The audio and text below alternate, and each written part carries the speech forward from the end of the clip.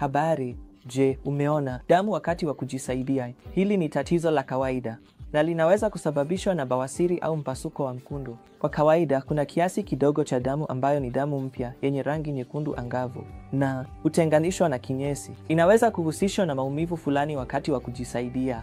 Kinyesi, hasa katika kesi za mpasuko wa mkundu, mara nyingi inashughulikiwa kihafidhina kwa kufanya bafu la SITS na kutumia krimu za eneo au dawa. Lakini ikiwa wewe ni kumbuka kwamba una damu nyingi kwenye kinyesi au inahusishwa na maumivu ya tumbo au kinyesi cheusi, au ikiwa una kizunguzungu au dalili za mkao, wasiliana na daktari wako wa magonjwa ya tumbo mara moja.